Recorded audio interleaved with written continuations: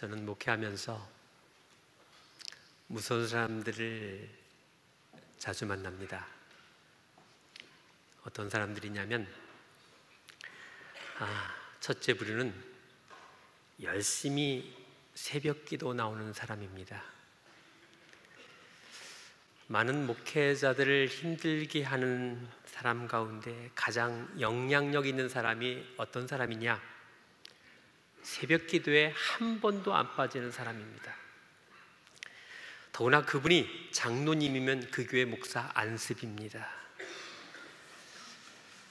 여러분들 목회하면서 새벽기도에 한 번도 안 빠지는 분이 있으면 그분의 입에서 자주 나오는 언어가 있습니다. 이렇게 말합니다. 새벽기도에도 안 나오는 것들이라고 하는 말입니다. 새벽기도 나오면서 더 재밌는 게 뭐냐면 꼭 앞자리에 앉아서 새벽기도 도중에 뒤를 쳐다봅니다. 출석 체크하는 것입니다. 누가 왔는지 안 왔는지.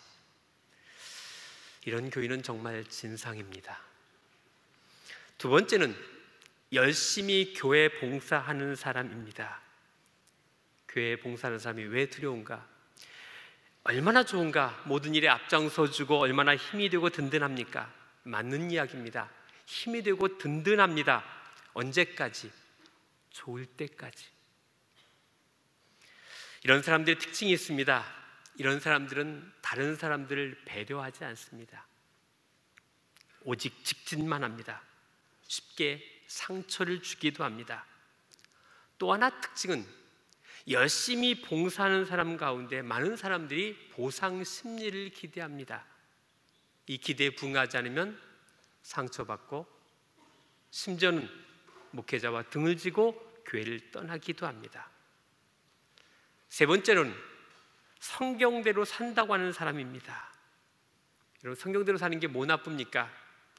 성경대로 못 사는 사람들이 나쁘지라고 생각을 합니다. 맞는 이야기입니다.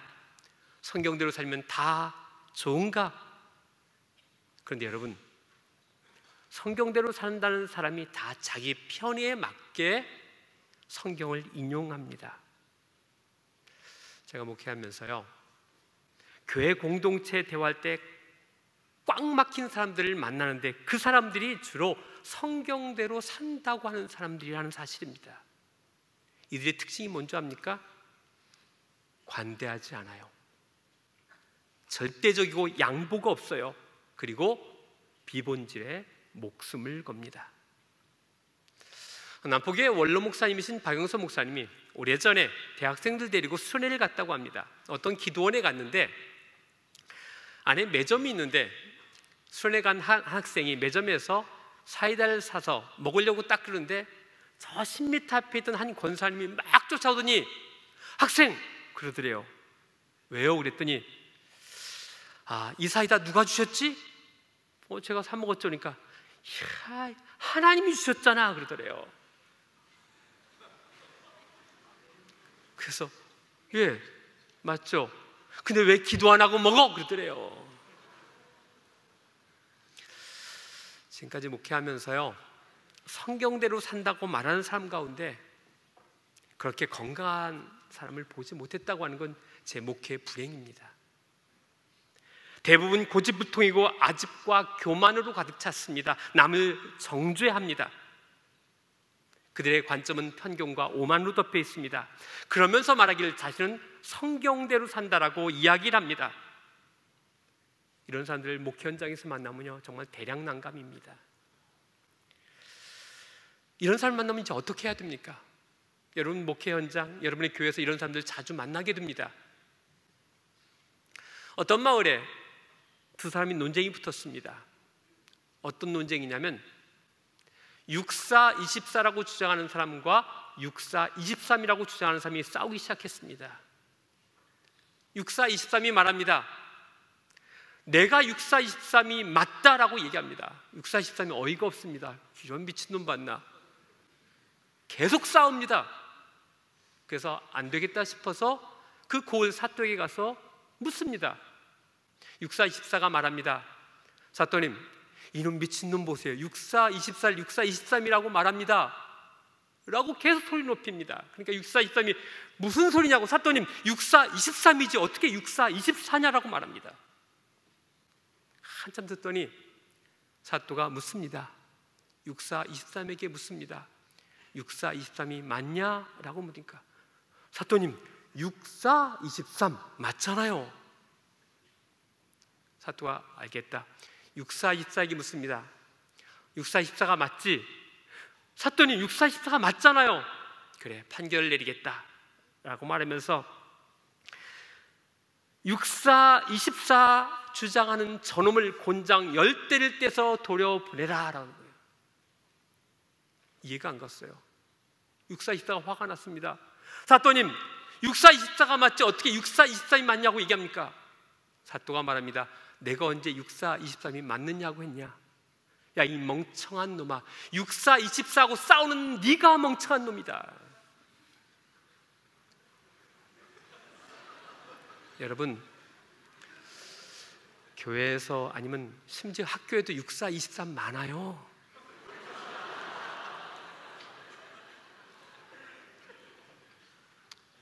만나면 아, 이놈 64, 23이구나 라고 생각하고 그냥 지나가요.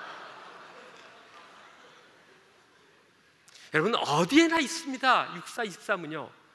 근데 64, 24가 싸워서는 안 되잖아요. 그런데 놀랍게도요, 신기하게도 꽉 막힌 사람들 가운데 아주 많은 사람들이 64, 23이라고 하는 거예요. 오늘 설교 제목 가지고도 시비 걸 사람 많아요. 충분히 이해가 돼요. 그럴 수 있다고 생각합니다. 그런데 이런 사람들이 대부분은 성경대로 산다고 하는 사람들입니다.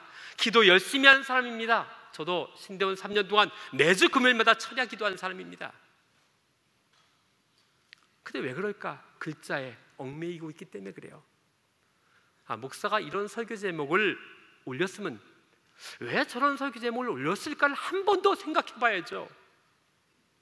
글자 그대로 목사가 저 따위 설교 제목으로 올려라고 생각하는 것, 이게 지금까지 우리가 생각했던 단편적인 의식이었단 말입니다. 여러분, 성경 문자대로 사는 것이 성경적인 삶입니까? 저는 가끔 기독교 방송에 들어요. 듣다가 확 꺼버려요. 너무 역겨운 설교들이 너무 많아요. 그런데 그분들의 설교에 대부분은 성경을 엄청나게 인용해요. 여러분, 성경 구절 제일 많이 인용하는 교회가 어떤 교회인 줄 아십니까? 자세히 보세요. 이단 집단하고 사이비 집단이 성경을 제일 많이 인용합니다. 성경으로 시작해서 성경으로 끝나는 것 같은데 성경적이지 않아요.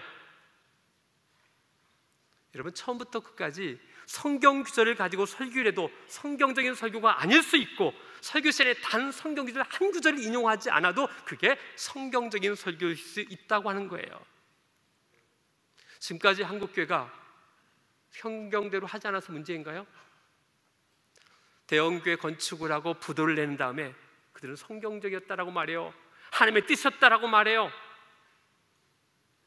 한국교회가 세습의 문제로 몸살을 앓고 있어요. 세습하는 교회 목회자에게 물어보세요. 그게 다 성경적이고 하나님이 원하는 거라고 말해요. 다 성경대로 했다라는 거예요. 종교개혁자들이 오직 성경으로 하는 이 종교개혁의 표가 이제는 바뀌어야 돼요. 오직 성경의 정신으로. 성경이 재해석되어야 한단 말입니다. 성경의 자구에서 벗어나 성경에서 말하고자 하는 성경의 정신으로 돌아가야 진짜 신앙이 바른 거예요. 한국의 기독교인들이 미국의 신학자나 기독교인들을 보면서 깜짝 놀라는 게 있대요. 서구 신학자나 목회자들이 성에 대해서 관대하고 술, 담배를 허용하는 데서 의아합니다. 또 교회에서 동성애 문제를 가지고 자유롭게 토론의 대상이 되고 술, 담배 문제가 교회에서 전혀 문제가 안 되는지 도대체 이해가 할 수 없다라고 한국의 기독교인들은 말한다는 거예요. 그런데 반대로 미국의 신학자나 기독교인들은 한국 기독교인들을 보면서 깜짝깜짝 놀란다는 거예요. 한국의 기독교인들은 기초적인 공중도덕에 대한 불감증, 기본적인 기업윤리, 기독교인들의 정치윤리에 대해서 이렇게 관대하다 못할 용인하는지 놀란다는 거예요. 동성애 문제, 술, 담배에서는 펄쩍펄쩍 뛰면서 회사 돈으로 헌금하고 기업 카드로 자신의 사적을 노리고 기독교 정치인들이 불법을 행하고 노동자들을 탁취하는 기독교인들이 거짓말하는 것은 왜 그렇게 관대한가에 대해서 이해가 안 된다는 거예요.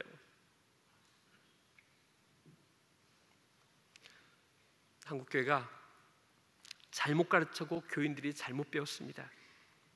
오늘 본문은 이렇게 말씀합니다. 너희는 가서 내가 공의를 원하고 제사를 원하지 아니하노라 하신 뜻이 무엇인지 배우라. 여기서 말하는 게 뭐예요? 그 뜻이 무엇인지 제대로 배우라는 거예요. 너희들이 매일 제사만 드리고 그게 신앙생활인 것처럼 생각하고 있는데 그게 아니라는 거예요. 그것의 의미가 무엇인지 정신 차리고 제대로 배우라는 거예요. 제가 오래전에 인도를 다녀와서 그곳에 아잔타 석굴이 유명합니다. 그걸 방문한 적이 있어요. 이 아잔타 석굴을 벽화가 유명한데 그 석굴에 BC 1세기부터 AD 7세기까지 수많은 사람들이 동원해서 이 석굴을 만들었어요. 그래서 거기는 성소와 스토원이 있어요. 이 아잔타 석굴을 들어가면서 제가 깜짝 놀랐어요. 이야, 어떻게 이 깊은 협곡에 이런 걸 만들었을까? 이런 마음을 가지고 굴 하나씩 가다가 어느 굴 하나에 이 부처님이 편안한 모습으로 있는 모습을 딱 봤어요. 나가다가 갑자기 제가 이런 질문을 그분에게 던졌어요. 부처님, 당신을 따르는 사람들이 이런 깊은 산 속에 와서 굴을 파고 당신의 모습을 만들기 위해서 피와 땀을 흘리고 고통스러워하면서 이 굴을 파는 것을 보시면서 마음이 어떠셨어요? 흐뭇하셨어요? 좋으셨어요? 라고 제가 물었습니다. 그분이 미소 지으며 대답하지 않으셨어요. 그리고 나에게 이렇게 대답하는 것처럼 들렸습니다. 고 목사님, 내가 원하는 게 아닙니다. 이건 정말로 내가 원하는 게 아닙니다. 중생들이 행복하기를 원하지 이것은 내가 원하는 게 아닙니다. 라고 하는 말처럼 들렸어요. 불상을 크게 만들면 부처님이 좋아할 것인가? 교회를 크게 지면 하나님이 좋아할 것 같은가? 여러분, 예수님이 엄청난 큰 교회를 지면서 보면서 하나님이 뭐라고 말할 것 같습니다. 야, 엄청난 교회를 세워서 너무 고맙다, 내가 행복하다 라고 말할 것인가? 한국교회가요, 성경도 열심히 읽고 필사도 하고, 그런데 성경의 정신을 잃어버렸습니다. 노회 가보세요, 총회 가보세요, 당회에 가보세요. 정말 그 속에 하나님이 존재하고 있는가에 대해서 계속해서 물음표를 던질 수밖에 없어요. 교회가 성경의 정신이 사라졌습니다. 성경만 읽고 성경의 정신이 보이지 않아요. 교인들이 성경 공부 열심히 합니다. 성경의 정신대로 살지 않아요. 제자 훈련을 많이 했습니다. 서초동에 교회가 세워졌습니다. 새벽 기도를 많이 했습니다. 명일동에 교회가 되었습니다. 한국교회가 이렇게 된 것은 성경대로 살지 않아서가 아니라 성경의 정신을 잃어버렸기 때문입니다. 자, 그렇다고 한다면 성경의 정신은 대체 뭡니까? 오늘 본문은 그것을 말합니다. 제사가 아니라 긍휼이다. 긍휼이 뭐예요? 함께 아파하는 거예요. 모든 자들과 함께 아파하는 것이 긍휼이에요. 제가 묻고 싶어요. 기득권을 가진 이 한국교회가 지금 아파하고 있는가? 아파합니다. 교인들이 줄고 교회가 몰락하는 걸 아파하지 이웃이 아파하는 걸 가지고 아파했는가? 세월호 사건이 일어났을 때 정말로 한국교회는 진심으로 아파했는가? 제가 강남에서 목회합니다. 세월호가 일어났을 때 제가 벽에다가 노란색으로 함께 아파한다고 하는 플랜카드를 걸었습니다. 우리 교인들은 아무 말도 안 하는데 주변에서 난리입니다. 아니, 교회가 플랜카드 하나 제대로 걸지 못하는 교회가 교회인가? 교회가 교회답지 못합니다. 세월호 사건이 무슨 정치적입니까? 배 타고 가다니 죽었잖아요. 그런데 그 죽은 이유도 모르고 죽었잖아요. 내 자식이 죽었다고 한번 생각해 보시기 바랍니다. 눈물 나지 않겠어요? 분통 터지지 않겠어요? 그런데 우리는, 한국교회는 어디에 목숨을 겁니까? 긍휼이 아니라 제사에 목숨을 겁니다. 제사를 위하여 교회 건축을 크게 하고 제사를 위하여 멋진 음향과 쾌적한 환경을 조성합니다.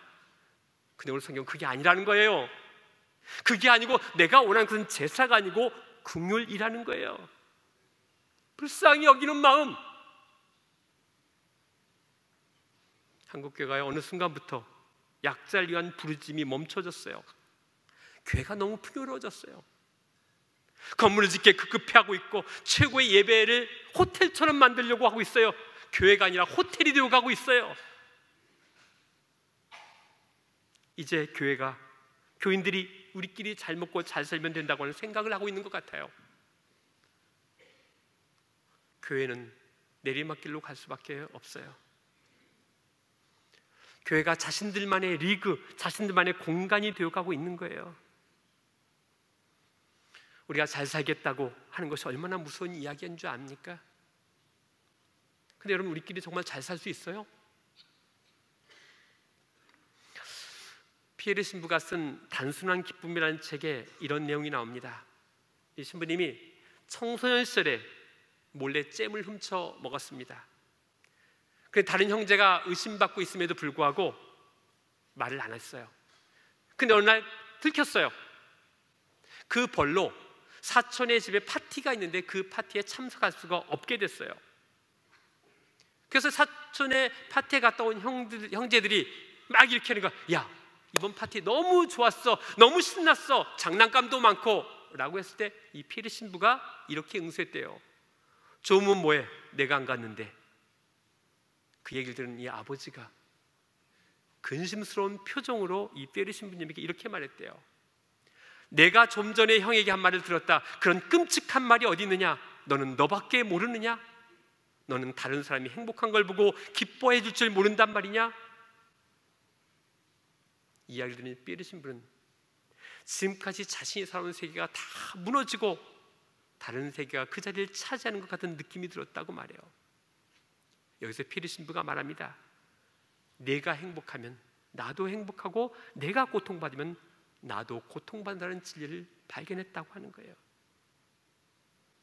사랑하는 여러분, 기억해야 됩니다. 기독교는 세상의 주류가 아닙니다. 세상 속의 주류가 되어서는 안 됩니다. 세상 속에 기독교가 주류가 되는 순간 하나님의 관심은 멈추십니다. 하나님은 늘 아웃사이드셨습니다. 예루살렘의 주사역처가 아니라 갈릴리 촌동네였습니다. 애통하는 사람들의 관심이었습니다. 그래서 예수님은 사역이 시작되면서 이렇게 선포했습니다. 주의 성령이 내게 임하셨으니 이는 가난한 자에게 복음을 전하게 하시려고 내게 기름을 부으시고 나를 보내사 포로된 자에게 자유를, 눈먼 자에게 다시 보게 함을 전파하며 눌린 자를 자유롭게 하고 주의 은혜를 전파하게 하려 하심이라 하였더라.